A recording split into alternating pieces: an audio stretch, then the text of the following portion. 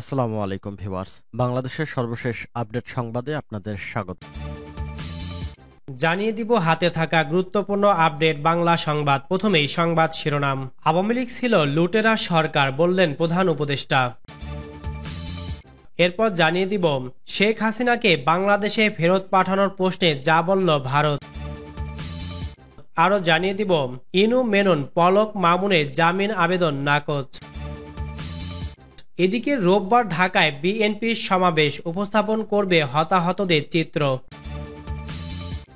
এবং সর্বশেষ জানিয়ে দিব নতুন ডিসিদের আওয়ামী লীগ ঘনিষ্ঠতার আমলনামা। শুনছিলেন সংবাদ শিরোনাম, এখন বিস্তারিত। তবে অনুরোধ থাকবে ভিডিওতে একটি লাইক করে দিন এবং কমেন্ট করে জানিয়ে দিন আপনার মূল্যবান মতামত।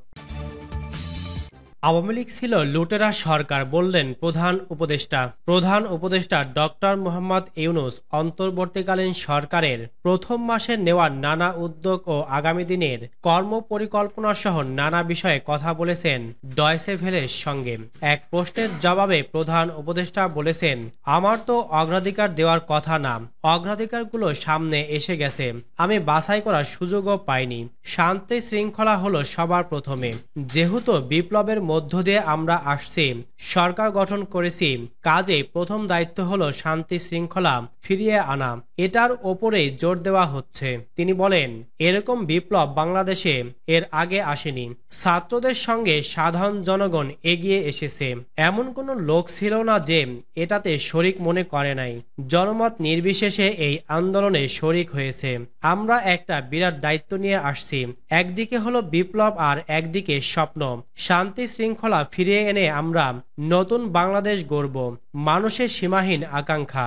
উপদেষ্টা বলেন, আমাদের দায়িত্ব অনেক। অর্থনীতি একটা বিশৃঙ্খল ভঙ্গুর অর্থনীতি হয়ে গিয়েছিল, যে কারণে মানুষ এত বিক্ষুব্ধ।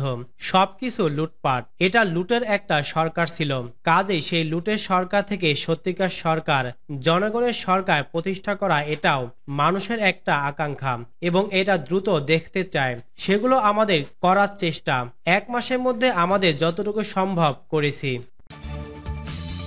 শেখ হাসিনাকে বাংলাদেশে ফেরত পাঠানোর প্রশ্নে যা বলল ভারত। ছাত্র জনতার আন্দোলনের মুখে ভারতে পালিয়ে যান সাবেক প্রধানমন্ত্রী শেখ হাসিনা। তাকে বাংলাদেশে ফিরিয়ে দেওয়ার বিষয়ে মুখ খুলেছেন ভারতের পররাষ্ট্রমন্ত্রী ডক্টর এস জয়শঙ্কর। তিনি বলেন, এ বিষয়ে গণমাধ্যমের প্রতিবেদনের চাপে পড়ে নয়, কূটনৈতিক প্রক্রিয়ার মাধ্যমে বাংলাদেশ সরকারের অন্তর্বর্তী সরকারের সঙ্গে কার্যক্রম পরিচালনা করছে নয়াদিল্লি। মঙ্গলবার 10 সেপ্টেম্বর জার্মানির রাজধানী বার্লিনে এক সংবাদ সম্মেলনে বাংলাদেশের ক্ষমতাচ্যুত প্রধানমন্ত্রী শেখ হাসিনার প্রত্যর্পণ নিয়ে এক প্রশ্নের জবাবে ভারতের পররাষ্ট্রমন্ত্রী একথা বলেন।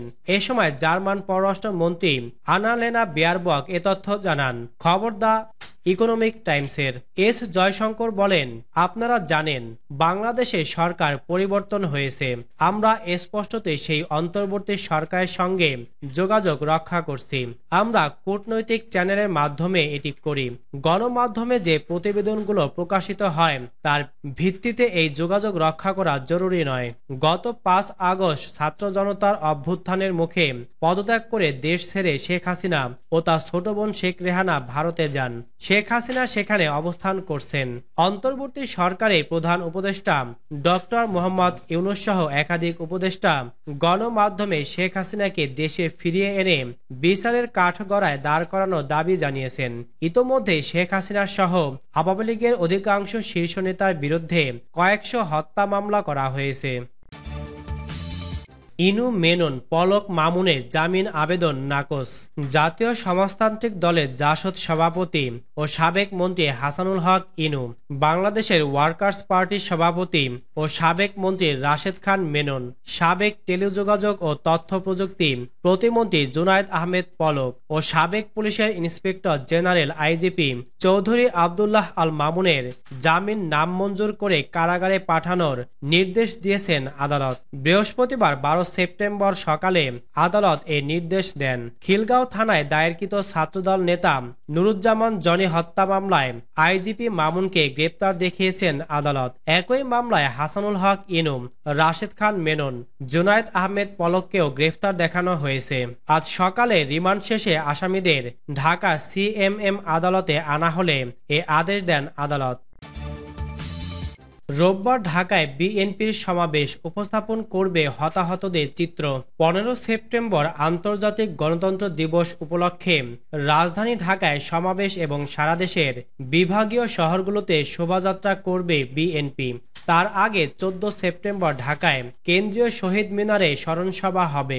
স্বৈরাচারী শেখ হাসিনার সরকারের বিরুদ্ধে ছাত্র জনতার গণ অভ্যুত্থান সহ এ পর্যন্ত নিহত ব্যক্তিদের স্মৃতির প্রতি শ্রদ্ধা জানিয়ে এই কর্মসূচি ঘোষণা করা হয়। বুধবার সকালে নয়াপল্টনে বিএনপির কেন্দ্রীয় কার্যালয়ে সংবাদ সম্মেলন করে দলের স্থায়ী কমিটির সদস্য এজেডএম জাহিদ হোসেন এ কর্মসূচির ঘোষণা দেন।